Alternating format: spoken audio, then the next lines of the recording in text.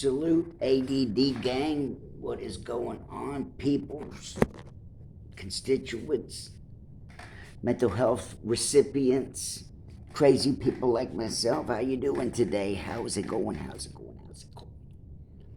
So I've had a rough night, to put it mildly. I'm quite tired.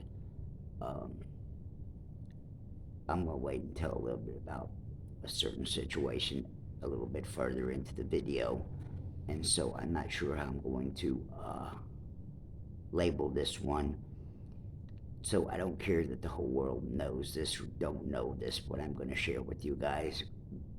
But you 10 to 20 some odd, however many people follow me, deserve to know. So I'm going to tell you some personal shit, and I'm going to throw the video off labeling wise, so people don't come to it. I don't want everyone to know some of the shit I'm fixing to say, tell you, okay?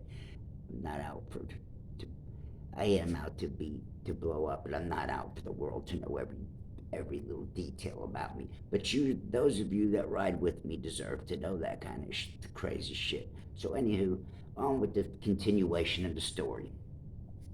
First off, I got on Facebook last night or earlier, and my buddy Clint,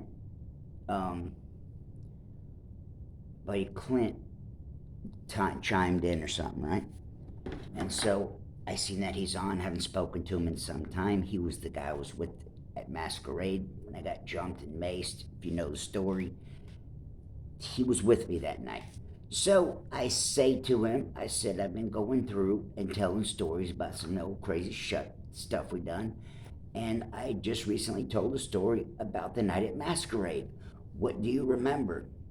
His reply was, oh my God, OMG, pepper spray. So if you know the story, I was pepper sprayed after fighting with these guys. Remember I told you about my buddy that went and hid in the bushes and we was tripping and the police came and those girls that I worked with, he's the guy. So his name is Clint, old friend of mine. Like I said, he's in some of the stories. He was the guy that when I fought on the dance floor in Buckhead and one guy kicked the dude and one of my other buddies told him, he was the kicker. He was the kicker at our for the football team, this high school we went to, and he played soccer and played football. So anywho, this is Clint, and like I said, the last Clint's been out of state for quite a few years now. He moved off. He's an electrician, and he may be the last one of our circle that I know of that was with Aaron. I may be able to even get to the picture and show what Aaron looks like. So I remember distinctly the last time that I remember that Clint was in town. Him and Aaron went out. My friend that killed himself, Aaron McDowell, he was part of that clique. Him and Aaron went out and hung out with each other for the last time that he come in town. Like I said, the last time he came in town, he went out with Aaron. He was close with Aaron too, like all of us in that circle were. So like I said, he come and went in those days in that time frame. And so he knows a lot about a lot of the stuff that I've talked about. Some of it he don't know anything about. He knows John and Eric. He may not even know the cave story. He probably won't know about me getting hooked on drugs bad. That's going to be people don't know that. Like I said, I don't go around bragging that kind of stuff. So he's about to find out. So I told him, I don't know if you know this or not, but I do videos now about all the crazy stuff that went down. And I said the good, the bad, and the ugly. So at first I was thinking of doing a video with him, and I told him I'd do videos and that I would get together with him, maybe do a video. And he gave me his phone number, said text me first. I said okay. I was considering getting him up and doing a video and letting him tell, but we'll do that at some point. It's sometime, not right now. Like I said, I'm tired. I'm kind of groggy. I had a bad night, and so where we left off yesterday was Superhero 313. So as I was discussing, there were there were a lot of people that worked at Super 313. They were like, and I'm not being funny or anything, but most of them were homosexuals. Maybe not all. I don't know. I only know about the place. Okay, I never even went in the place. I just know it well. It was right up the street from where I grew up. Everyone in our town, it was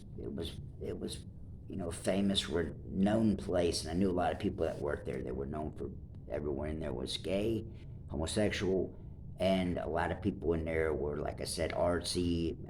I knew some girls that worked there that were gothic, and so this kind of people familiar to Superhero 313, right?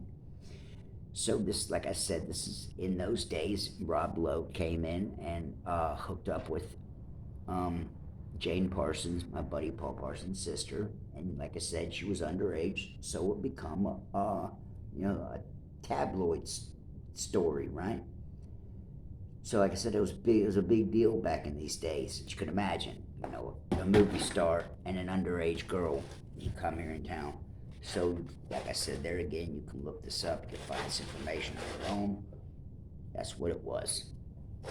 So, Super 313, well, like I said, was like this exotic upscale haircut place. You, and like I said, I never went in there, but I know a lot of people that work there and frequently went there. You know, back in those days, haircuts were like $75 starting out, 100 and something to get uh, perm or highlights, whatever. Upskill. I'm going back to like the 80s, okay? So $75 for a haircut then is like, damn near double now. Like I said, in 1980, $75 was it, our money's is different now. Ever since, whatchamacallit, the sniffle disease, COVID. Ever since COVID, for instance, I have a friend, Doug Lay, and I'm sure he was well-to-do, lived in a very nice house. Guy I went to school with, good friends with, and still friends with. Facebook and all that we've kept up over the years. Doug was on a football team. Doug was one of the more popular dudes. So I was talking with Doug after that and asked him, I don't know what made it, I don't know how it came about. And Doug's best friends with Matt Clapp, so you know the story, Matt Clapp. So I was talking with Doug, and what he was saying, I asked him how much of an increase. The company he worked for, this gem something, and they do like all kind of house appliance and flooring and all kind of stuff. And he must be way up there, right? Because like I said, I know he's always made great money, and he travels all the time. I mean, literally every time he'd go on Facebook, he'd be all over the world, right? So I asked him, and he tells me their expenses went up 600%. So you could imagine their products now they were having to buy to turn around and resale went up 600% over COVID. So like I'm saying, $75 then, even 2 years ago, our prices changed because of that. Like that's an example I'm trying to say. So $75 in those days was outrageous. People were paying it. People were paying over $100 and going and getting their hair done. All the gothics, all the skate chicks, they did, funky hairs. They all worked there and got their hair done there from there. So this place I knew about from, like I said, 15 years old. I knew about this place. So that was the scoop on this place. And fast forward some years down the road. Okay, so now I am freshly married. I think I've been married 2 years, maybe. I'm trying to think to what time frame, if it was before or after the crazy doctor, and when I owned my own business and the lady put me on the news. It was right in that time frame. Right after that, I think I went back to work for Anthony, and during that time frame, there was this guy that worked up at the pawn shop. His name was Daniel. This little creep. I met him through Anthony, and he did my kind of work, remodeling, paint, construction, etc. And he did that for himself, and he worked on part time at this pawn shop right up the street where I grew up. Um, it's right off of Canton Road in Marietta, County Line County Line Pawn. So he works there, and so I meet the owner of the place and the owner's son. La di da di da. I loan him my sprayer a couple of years down the road. I loan him my paint sprayer, and the sorry son of a bitch gives it back to me with paint in it. He didn't even clean it out. Just a piece of shit. But I worked with him part time. He would throw me work. He introduced me to the drywall lady, Lisa. Lisa was uh, like me in a girl's in a girl's form, short, stocky. She was a lesbian, full fledged lesbian, no bi, lived a woman, and this girl Lisa walked around like this, literally with her chest puffed out, and she literally acted like she had a dick. I mean, for real, she was all, she was. If you would have thought you would have questioned if she was male, if she was a man or a woman. I mean, she had done. I was probably 27, 28 when I met her. She was probably 50s, right? And so she had real leather looking skin. I remember she had leather hands. She had hands and skin of a man. Okay, she wore like a tight like a tight bra, like one of those sports bras or something. So if if you looked at her and you seen her from maybe 20 yards away, you would think it was a guy with long hair in the back. Wore hair like guys that like long hair in the back and kind of short on top. That old like 80s haircut. Uh, that's what she looked like. Like I said, she wore a tight bra and she tried to conceal the fact that she was a woman, and she literally walked around like this. I don't know if I can do it. Shoulders out, chest puffed, and she literally walked around like a guy that goes to the beach, flaunting. You know what I'm saying? That dude's, you know, cot diesel steroids. She wasn't steroids, but I'm giving you a vision. That's what she was like. She was a little dude, right, in a woman's body. Straight dude in a chick's body. Talks talk like a talk like a construction worker, right? He was rough around the edges, cursed, smoked pot and cigarettes like a freight train. This chick had made good money, I assume, and like I said, I worked for him at the time. But she was rolling like the hog legs of the dank. I think it was like 125 a quarter stuff, right, back in the day, hydro, whatever. She'd be rolling, one as big as your pinky, from job to job. I'd work with her. We'd go from one job to another job. We'd be there for 30 minutes, an hour, it could be a couple hours into another job. Literally, that's all I did was go and help this chick slash dude. And times weren't, it was in my early 20s. I hadn't yet learned half as much as I would in the next 5 to 10 years as far as carpentry and tile and all this kind of stuff. I developed those skills over the years, but I wasn't that great with it at that time. So I was her helper. And come to think of it, more crazy for instances came about. There was these two girls that one I had a crush on, the Malafronte girls. They lived in the front of my neighborhood I grew up on, right? I grew up with, right? Gina and Claudia Malafronte, two pretty Italian girls.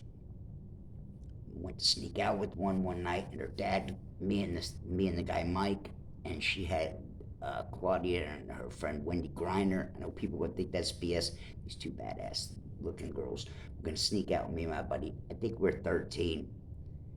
We go sneak out one night, and we're walking by her house 2, 3 o'clock in the morning, and her dad looks out the window and says, "Why is this window open?" And looks outside and sees us and goes to yelling and harping. We were going to sneak out that night, but never got to. So this was girls that I grew up with, right? Fast forward, me and Lisa I'm running around being her bitch, and the Malafrontes the dad was a, and like I said, they lived right down the street from me growing up, and they moved and they moved up the street. They lived in the same neighborhood as Mike Bergeron, if you know who that is. That was one of the guys that was on TV for ink work, tattoos on Spike TV. They lived in his neighborhood. I walk into their house one day and I'm like, and me and Gina, the younger girl, meet eyes and we look at each other like, but I don't say anything because I'm trying to be professional.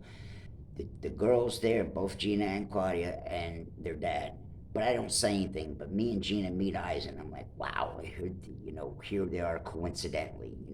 I'm fast forwarding now. I'm like 28, 27, 28, 29, somewhere in there. And so I haven't seen them, since I was 16, 17-ish, something like that. Been over 10 years. So we run into it coincidentally. And so I'm hanging out with Lisa and I'm doing all these crazy ass jobs. And so she does work for all kind of different people, right? She does, this huge contractor came in, this guy, whoever it was, Jose's painting. No joke, not making no bullshit up. Some guy came and he was some Mexican guy and he started Jose's painting in Atlanta. You can look this up. And this guy, I think, was into, don't hold me to it, but I know he was into some back deal, drug dealing, all kind of shit. Because this guy came in, Jose's painting came in and like damn near ran the painting in Atlanta for many years. Literally, like people were going to Jose's painting, and a lot of the people were getting pissed and irritated.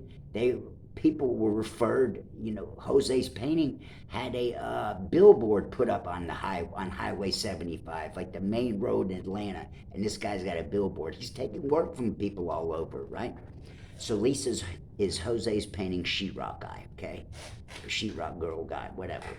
So the jobs I will go to, some of them were amazing. I remember going to a job, one job in particular, and looking out in the back deck and literally looked like you had died and gone to heaven. I've been through hundreds and thousands of houses, still haven't seen nothing like it. These people's backyard, they had, you name it, badminton, a volleyball court, a pond, a sand volleyball court, what do they call that, a gazebo, a pergola, if you know what that is, all this crazy stuff just in this one backyard. It literally, seriously looked like a picture of like you would vision, like what they would show what heaven looks like in the movies. That's what it looked like. With feeling gate had everything, everything you can think of, to appease, upper echelon people. I remember staring out there and being like, wow, still to this day, I still never see no shit like that. The closest shit I've ever seen that cool was when me and my wife first got married. Well, actually, it was 2 years later. We went on a cruise to Bahamas. Okay, it looked like what do they call it? What's that place? Paradise Island at the Bahamas. Some of you gonna know what that is. A lot of you, maybe most of you, are not gonna have a clue what I'm talking about. My parents splurged for me and my wife's wedding present. Is they got us trips, tickets to the Bahamas. Went on Caribbean cruise vacation for a week. Me and my wife to the Bahamas. Okay, we go. There's a place there in the Bahamas called Paradise Island. Okay, it's renowned, known. It's in the movie Casino Royale with 007. So if you don't know, go look it up. This place is amazing. Underground city of Atlantis is literally in the basement of this place, Paradise Island. Like I said, it's world renowned, known. And when you go through this place and you come out the back, there's a casino in the bottom, in the basement, I guess. You go through the casino, and like I said, this is in the movie Casino Royale. You go through this badass casino, and you come out these back doors, and you walk out these there's a couple of sets, these double French doors, and when you come out of the casino onto this patio, it looks like you died and gone to heaven. There's the ocean, there's people paddle boating in the water, there's a tiki bar in the water. You can in the pool. You can literally swim up to the bar and be in the pool and go up to the bar at the same time. Something I've always dreamed my whole life is to go to like a tiki bar. They had it. It was a tiki bar in the water, paddle boat. Like I said, it was the nicest thing I'd still to this day ever seen in my entire life. Paradise Island. Look it up. You walk out of there and you see that scenery. Like I said, looks like you seriously died and gone to heaven. Right there, when you got out and you walked out on there, I probably have pictures of it to maybe even show you guys in the future.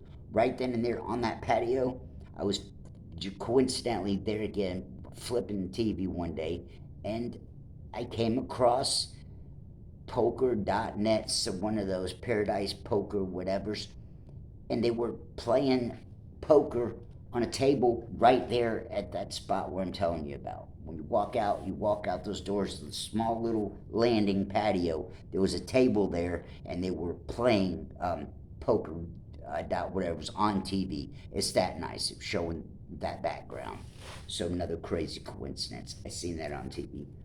So these are all in these days at this time, and so I'm going to all these crazy different events and places with this drywall chick. She's gay for one, so she's in with the Atlanta crowd. She's in with rich people and gay people. So if you do or don't know, Atlanta's and the world's filled with that. Okay, they run neck and neck. Okay, no funny business. Gay people and money are tied close together. You can see it in any and everything. And BLB, LGBT, all that kind of stuff, Illuminati, all this kind of stuff was going to be part of the story. I'm going to say it for another time. This chick had all these kind of contacts, was going to these crazy, next level type people's houses and working for 30 minutes, literally an hour, 30-minute job. We go in. The most I was ever at one house, like 2 or 3 hours. This chick was like me. She was ADD, spastic as hell.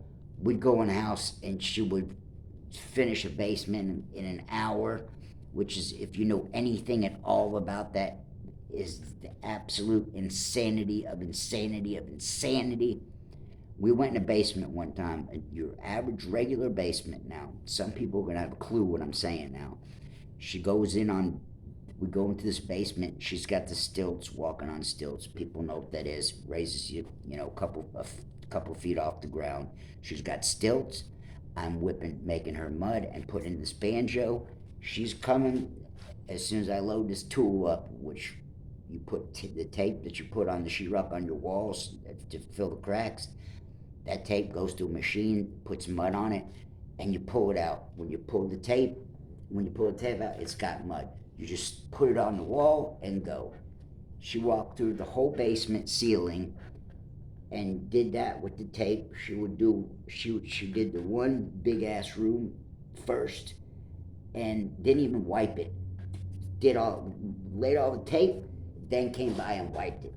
You're gonna have to know what I'm talking about, a little bit about sheetrock, but you could imagine. She put the tape up there first, didn't even wipe it down, put it all on there one time, then went down and wiped it down. Like what she did in an hour take me 8 hours, okay? I'll give you an example, right? Working like a psycho. Taped the whole basement and put a coat of mud on in under 3 hours. Unheard of. Like a couple of days worth, would take me a couple of days. This chick did in a few hours, right? Just mad crazy like that. So finally, eventually, it wears on me. But before it does, she's in with, and there again, this Jose's painting has put his name all across the world, all across Atlanta, and so he's getting these, upper echelon contracts that most people don't get. He's doing, people with money shit. He's got a billboards. He's like, number one. I'm going back, maybe 2003-ish or something, way back. He was. See what I'm saying? He was the man in painting Atlanta at that time. So Lisa was one of his sheetrock dudes. So every job we went to, like I said, rich people, all kind of weird out there, different shit, all kind of, 101 different circumstances. One being the owners of Superhair 313. Okay, we get to the owner of Superhair 313s. Where I grew up is Falcon Crest. If you know any bit about my stories, you're gonna know where I grew up was Falcon Crest, and John's house was right down the street on Jamerson, Highland Point, right? In between, and I've talked about this, in between our neighborhoods, I used to walk there sometimes in the snow. There's a mountain between our neighborhoods, okay? Also, my friend Dan, I've talked about. Dan lived, first was my neighborhood, 2-3 miles up the road. On the same road, you can either go on two roads. There's a T. Jamerson Road's the road I live into. It dead ends in the Sandy Plains, okay? On the same road I live, John lives. You make a left on Sandy Plains, you go a couple miles down the road, and Dan lives. There's a mountain in between us all, okay? Sweat Mountain. I used to go up there as a kid. I may even do a video and show. Me and Mike used to go up there and trip. We'd go up there and eat acid, and there's a mountain up there, right? At the very tip of it, we made a fireplace, right? Like I said, we used to go up there and have fires. We're out in the middle of the woods where police can't get to us, parents, nothing. You see what I'm saying? We're way up in the woods, a mile in the woods, nobody's around. So this is this mountain, Sweat Mountain now, right? When I was a kid, me and my dad and this other guy took a ride. I took a ride in the back of a Subaru Brat up this mountain. This is this mountain. This man, the owner of Superhair 313's got a mansion up there near the top, okay, right? We go up to the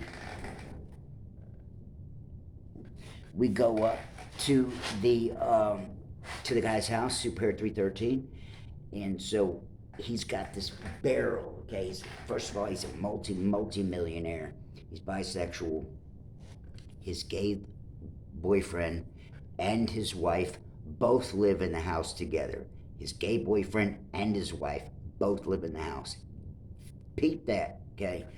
When you first walk in the house, there's an oval barrel, okay? It's 50 foot long, however foot wide, and this is part of Lisa re-sheetrock mud, all that. The whole barrel, it failed. It got wet. They sued the architect of the house. What I'm getting at is this barrel, the roof, the whole roof, it was a mansion. Whoever did it effed up, okay? The house, the roofing failed. It kept having to be doing roof repairs on it. Several different roofers had come and patched it, and it would fail all of them. So this house had this weird architect all over, and the roofing failed, okay?